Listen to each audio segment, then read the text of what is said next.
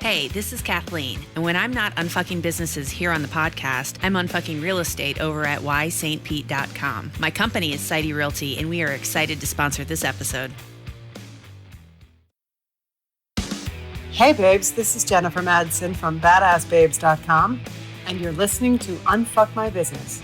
No bullshit advice for business owners who want to be resilient as fuck.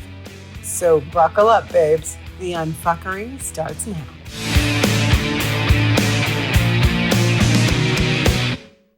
Hello and welcome back to the Unfuck My Business show. I am one of your co-hosts, Robyn Sayles, and I am joined by a whole slew of folks today. We're going to have a panel discussion around the topic of unfucking your career.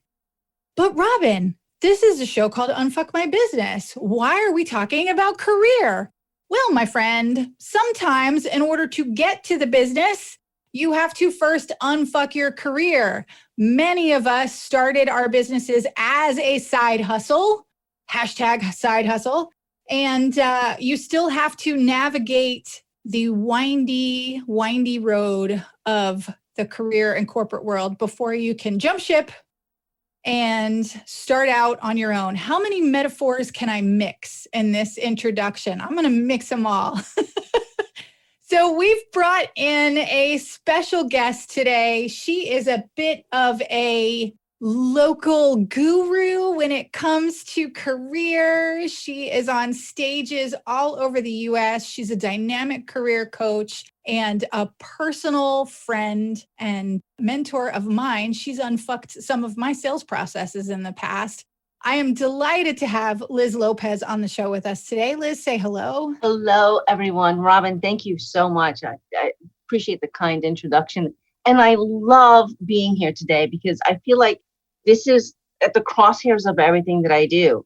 Because as an executive coach, I'm working with both career people, usually director level and above, but I'm also working with business owners.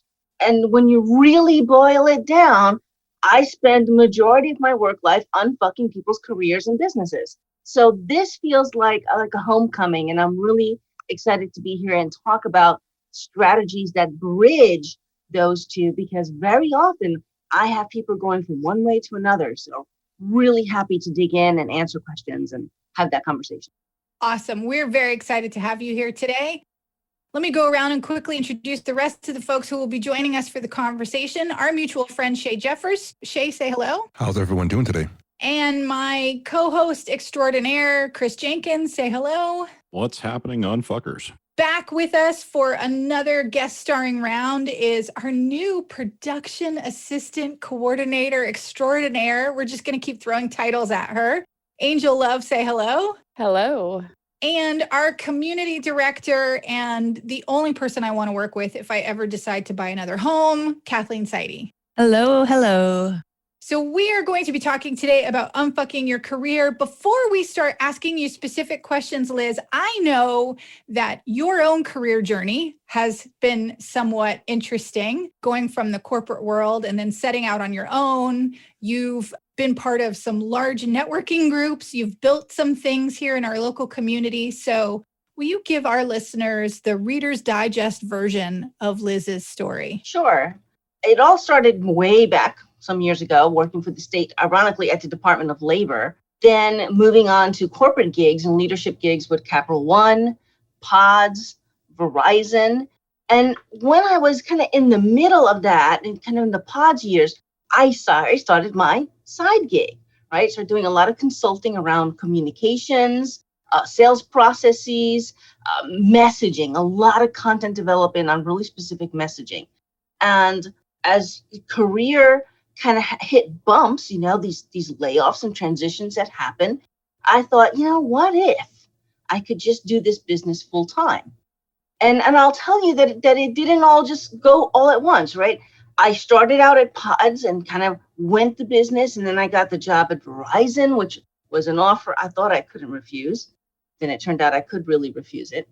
And it was after that, when I kind of came out of my incredible engagement with Verizon, that I knew I never wanted to do that again, right? Like corporate careers are great for many people. For me, I knew it wasn't my journey. And so not having a plan B, my business had to be it. And that's when it really, really skyrocketed.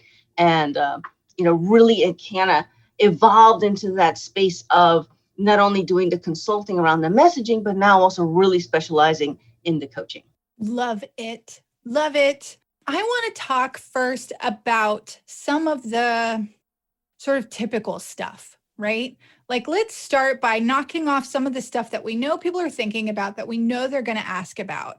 And so I want to start with, what is a mistake that you see people do when they're trying to navigate, and especially when they're trying to accelerate their career or unfuck their career, as it were? What is a mistake that you see people make over and over and over again? The mistake usually happens before they come to that spot, right? What happens is that people neglect their careers. They focus on the job, you see, but the job belongs to the employer. The career belongs to you. It's kind of like when somebody gets into a new relationship and then your friends never see them again. People get a job and then they disconnect. They let their network go cold. They're working those 60, 70 hour weeks. They're so embellished in that job. And I hear it all the time. Like, I gave it everything. And then, they fired me. The company was sold. I was laid off. And they're not ready. They haven't updated their resume in years. They haven't talked to their network in a long time. They haven't kept up on skills. So the biggest mistake is not managing your career and investing in yourself as your own brand, as your own professional, the entire time that you're employed. I think that needs to go on a shirt. Like, I want to shout that from the rooftops. The job belongs to the employer. The career belongs to you. Your career belongs to you. And I love that. And you and I have talked in the past. Something I talk to a lot of people about is the idea of portable equity, right? And that's really at the heart of what Liz is talking about here. Is you have the opportunity to build portable equity that you take with you from job to job, business to business. It doesn't stay at that company. And I think particularly in my past, when I was working in banking, a lot of that stuff stays behind the firewall or behind an NDA, and you don't get to take, the material that you created. You might bust your butt, creating an amazing award-winning program within your company that nobody else is going to see because it belongs to them, right? But there are elements within that. You can talk about the results that you generated. You can talk about the process that you used to build that thing, whatever it is. There's portable equity there that you can pull out and take with you to the next job and the next career. I love it. Thank you for saying that. I wish everybody could see. We were all like clapping and like arms in the air. Like, what a great way to start off this conversation. I want to open it up to the rest of the panel though. Does anybody else have anything that, like, when you're working with your peers or maybe that you've done, like mistakes that you see people make over and over again? Jinx. I think one of the strangest things for me is, most people don't know that I literally had a career for 15 years before I broke out into, being an entrepreneur full time. And that was really out of desperation because the economy crashed in 2008, 2009. And I expected fully to go back to work after my initial funded startup failed.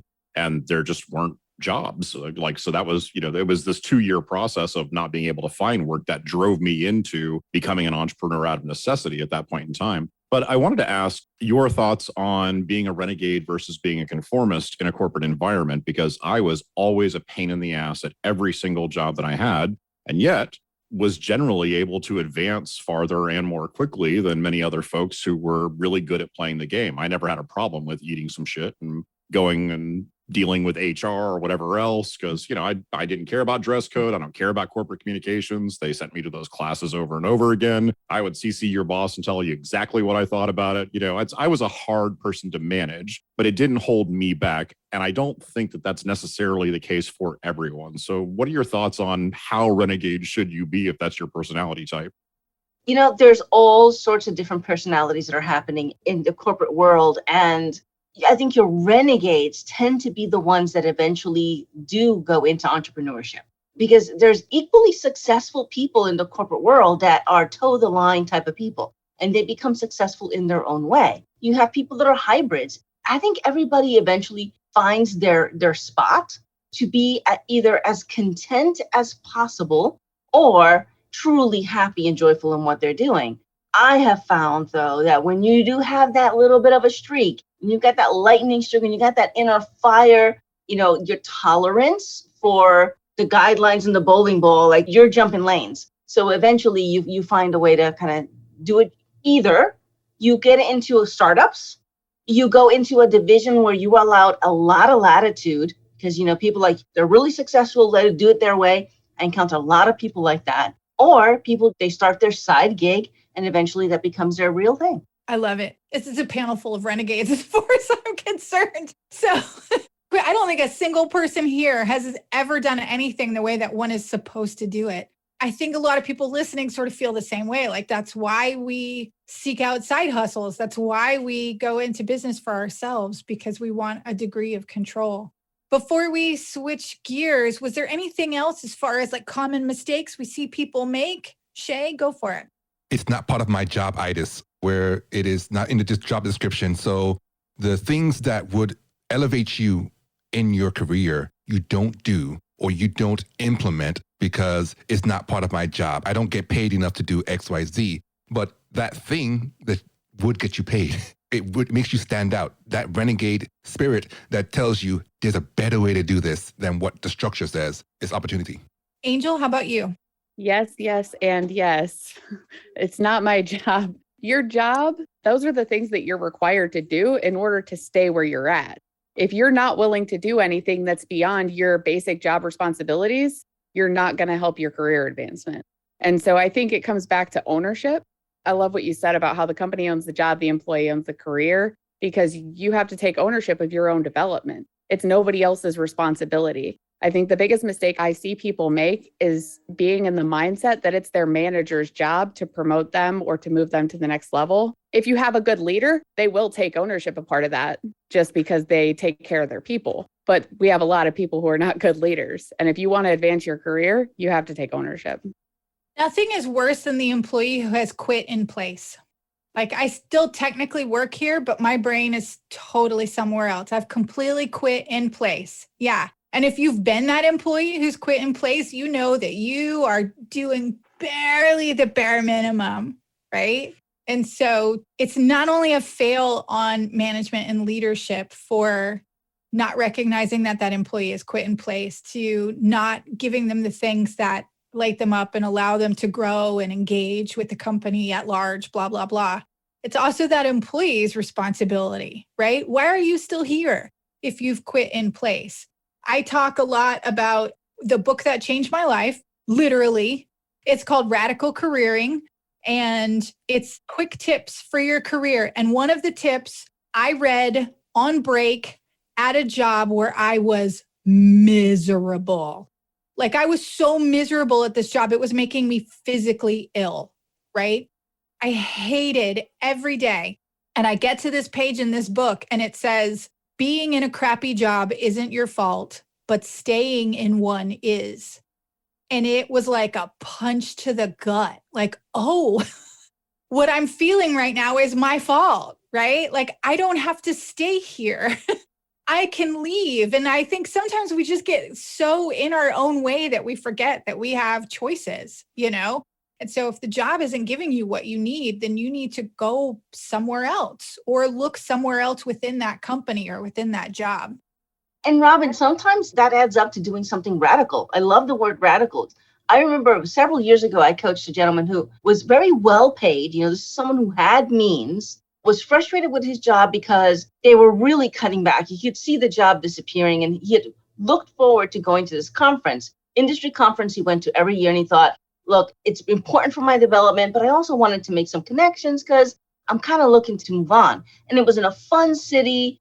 I told him, take a week's vacation, go to the conference, pay for it yourself, take your family and go. Like, if you have to do this, don't sit around being miserable and so angry at the company because they're not willing to invest. If you're doing that for you, then go do it. Find a way. You have the means, make it happen. You can build relationships outside of the job. So if we go back to the idea of the company owns the job, but you own your career, I think really good leaders understand that as well. So I was fortunate to have a couple of bosses who realized I only have you in this job temporarily, but if I help you grow, I could have you in my life for a lot longer.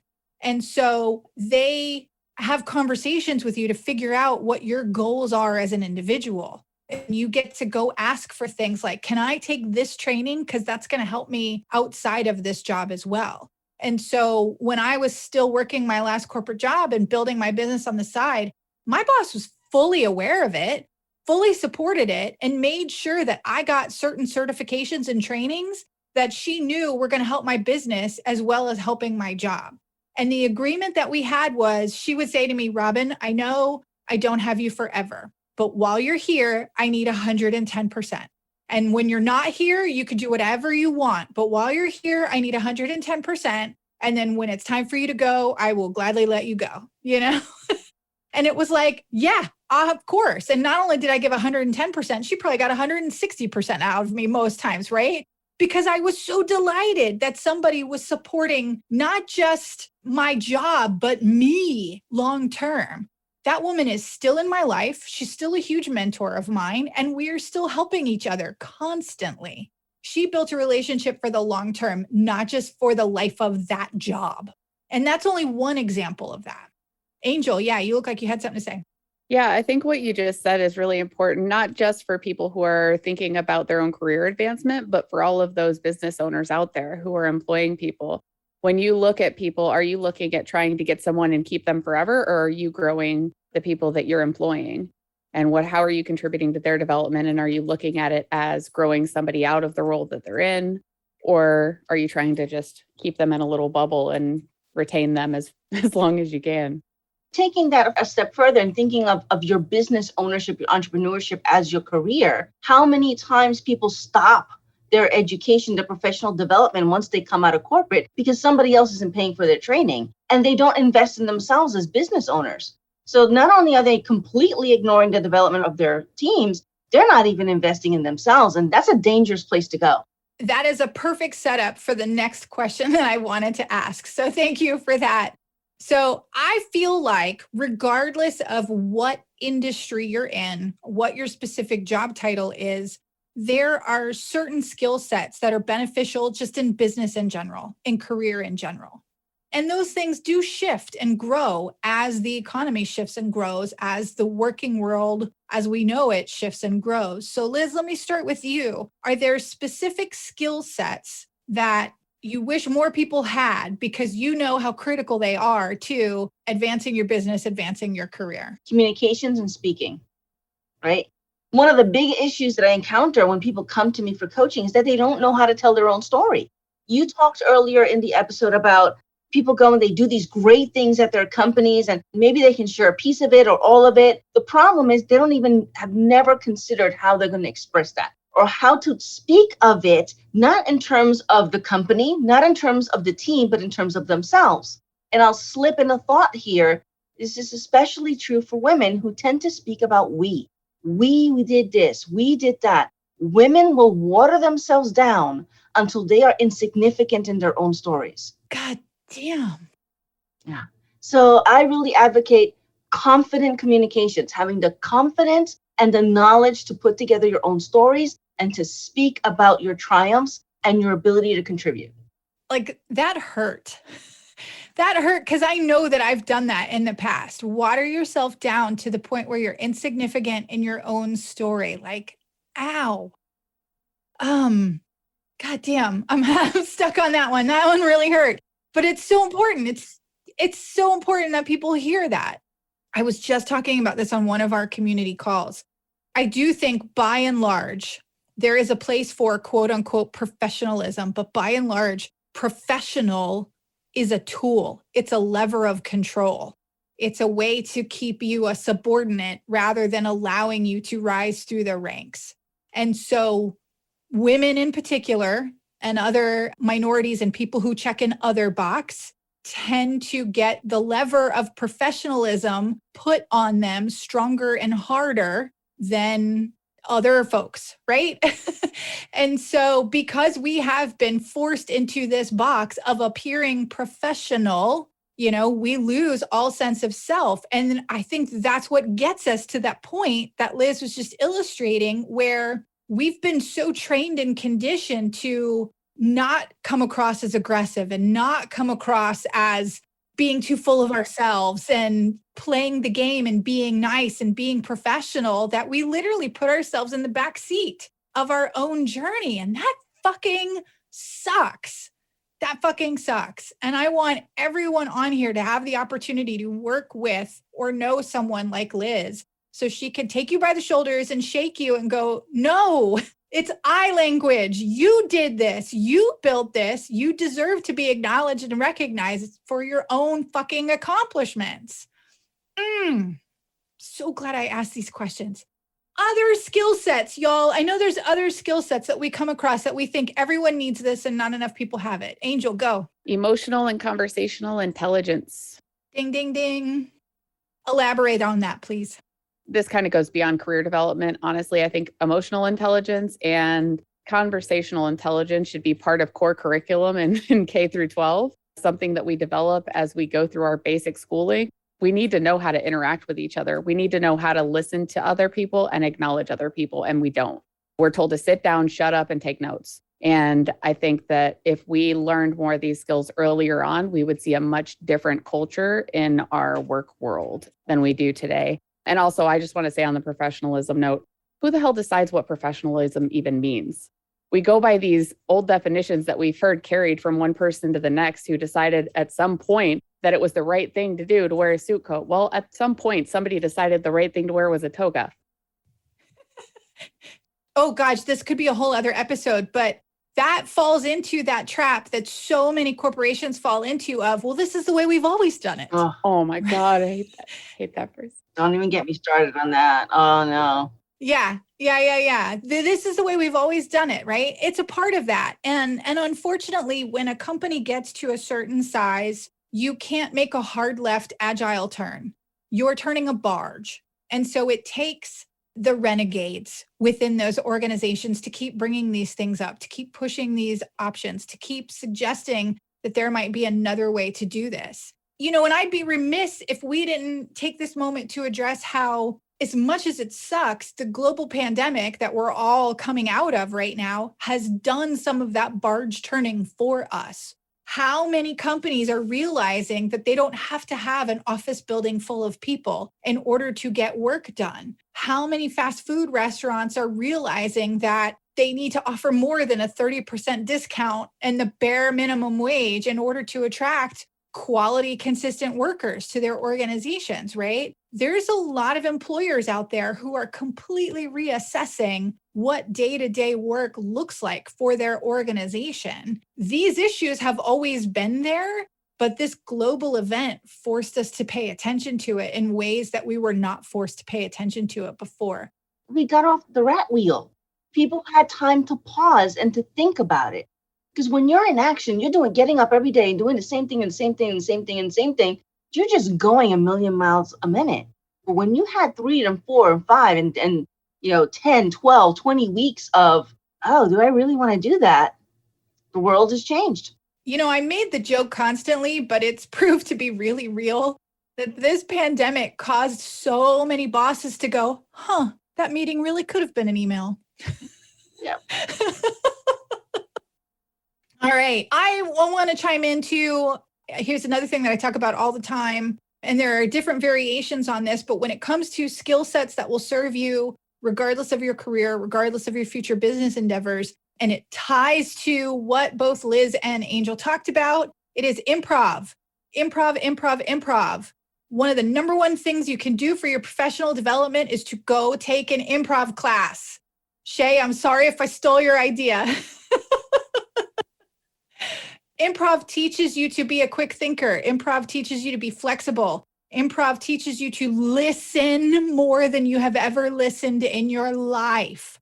Improv teaches you to get to know your teammates and understand what they do best so that you can use it to your advantage. And improv teaches you to think on your feet, turn on a dime, and the fundamental tenet of improv is yes and.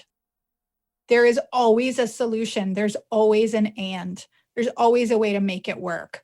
And that is for improv, that is for life, that is for your career, that is for your business. So that is my number one suggestion is go take an improv class because it will teach you speaking and communication. It'll teach you emotional and conversational intelligence. It'll teach you all of these other things that are going to be some of the best business training you'll ever get. And they do not include that in the Harvard MBA program.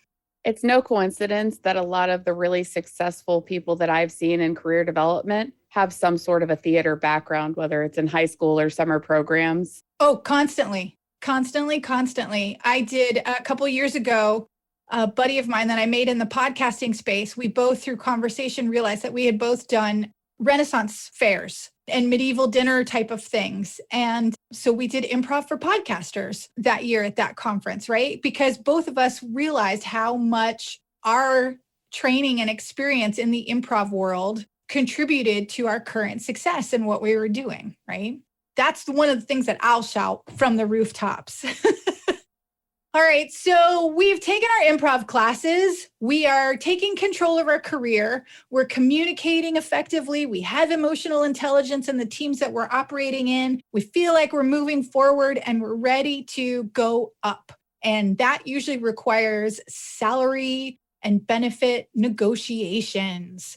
So I would love to talk about some do's and don'ts when it comes to salary and benefit negotiations. Liz, what do people do right and how do they fuck it up when it comes time to negotiate up? I love that you asked this question. I spent a lot of time last summer working with some experts and doing a lot of research on this, and the findings were really, really staggering. And the first thing, it's so simple, but you have to ask. You have to ask. And there are groups of people that will consistently ask. Men, majority of the time, will consistently ask. Women will not. You know, we have this idea of the wage difference and men are paid more than women, but part of that equation is our own ownership of that because we don't ask, right? So, and then that kind of ties into everything we talked about. We're having the emotional intelligence, having the confidence, having the improv skills, having the storytelling skills, because you have to be prepared to make the ask and to make it from a place where you feel confident, know that you deserve it, and have a plan of action of what you're going to do if the answer is no. I like that. I like having a plan of action for if the answer is no.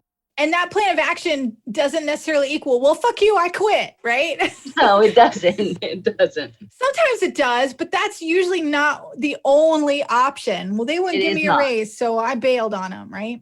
That's right. I think knowing that you deserve it comes from actually deserving it. And so sometimes people don't have that confidence because they haven't done the work. Yeah. Kathleen? This reminds me of our recent sales conversation.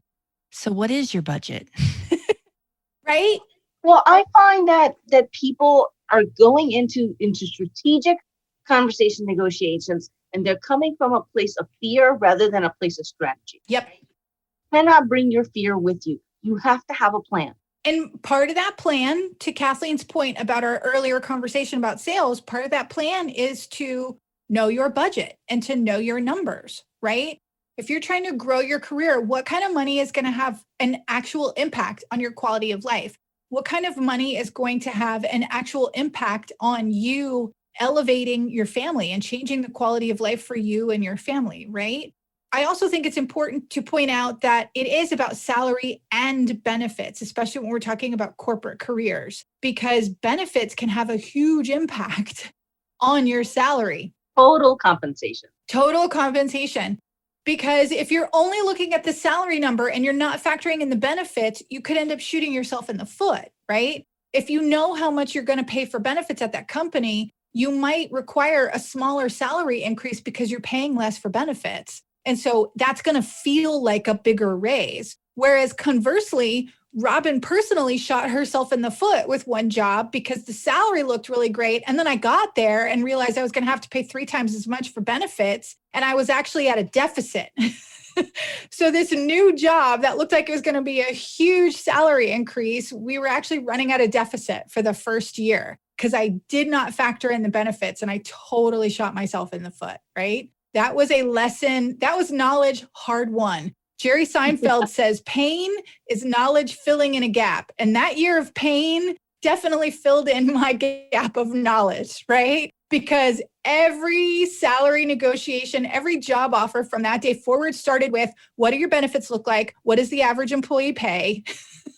No, I'm sorry, I can't accept ballparks. I need to know what's currently doing right now, right?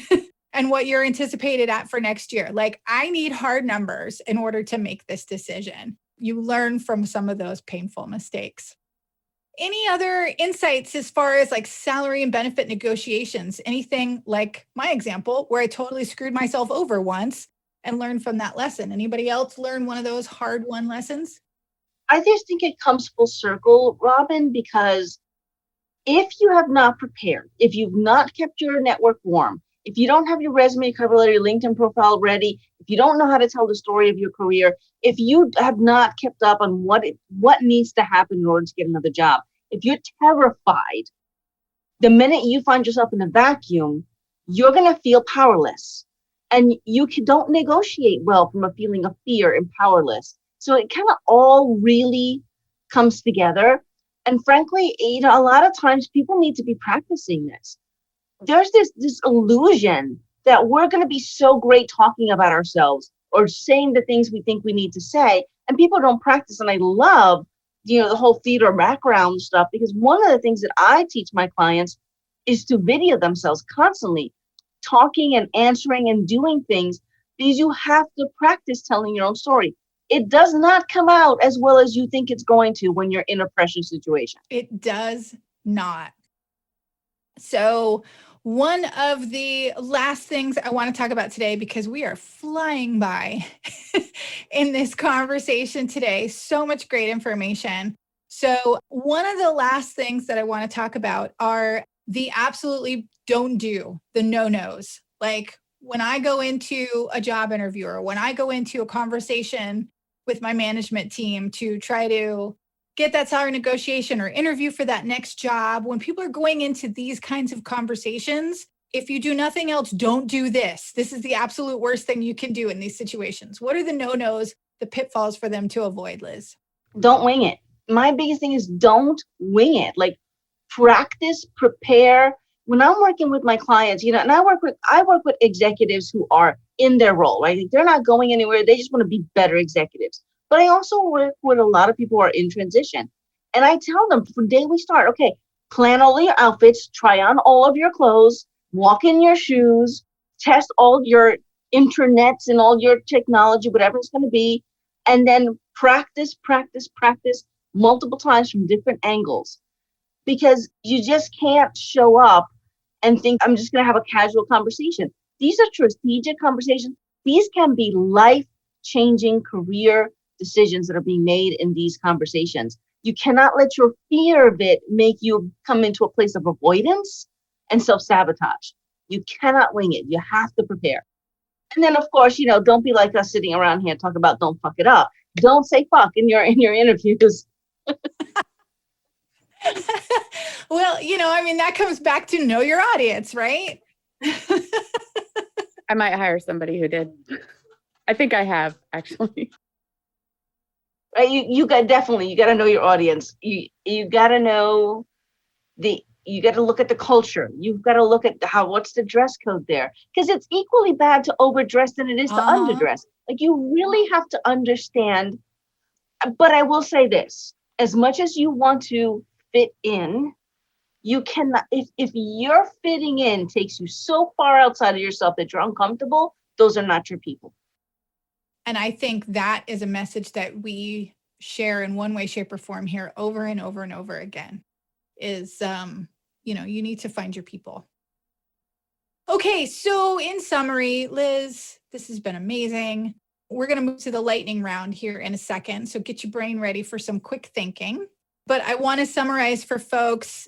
I think you've probably noticed that there's a lot of similarity to what we talked about in this episode of unfucking your career. It's the same similar kind of advice that we give you for unfucking your business.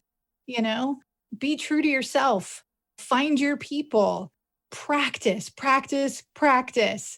Get comfortable communicating, get comfortable telling your own story. And if you don't already have those skill sets, then it's your job. You're in charge of your career. It's your job to go out and find the skills that you need in order to advance it, because it's very rare that somebody's going to do it for you. And so you have to take control of it in order to get where you want to go and learn what you want to learn so that you can turn your side hustle into the business that somebody else is going to be sweating over future salary negotiations with you. That's the hope, right? That's right. All right, Liz, here comes our infamous lightning round. We always ask our guests a series of lightning round questions to get to know you a little bit better. And some of them we keep score on. No pressure. So, number one, cocktail of choice. Oh gosh, I think right now it's just plain whiskey, plain quality whiskey neat. Nice. What is your go-to de-stress method? TV, watching a movie or reading a book, getting into a story.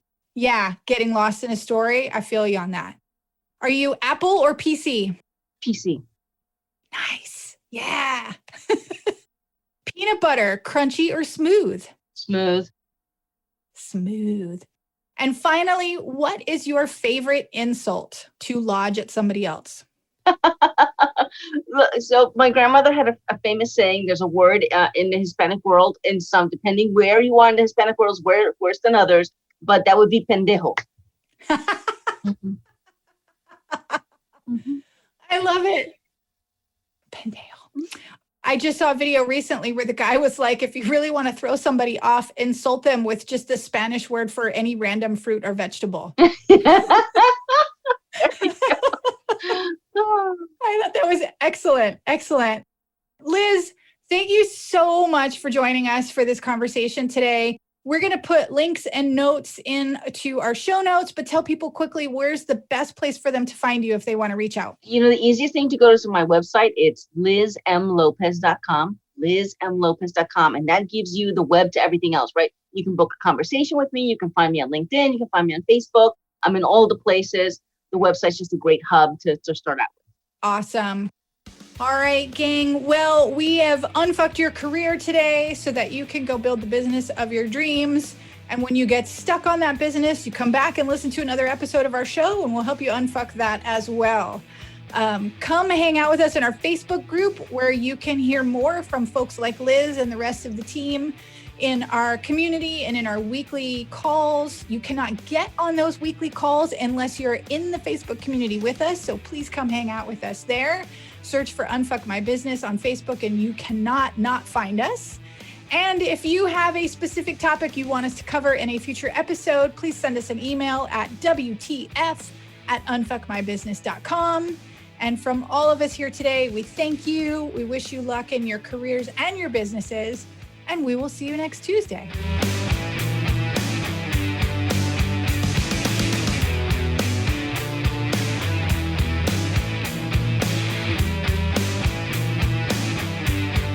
What the fuck are you waiting for? Take what you learned in this episode and do something with it. You'll find all the links and resources we talked about in our show notes for this episode, and go to unfuckmybusiness.com to subscribe to the show.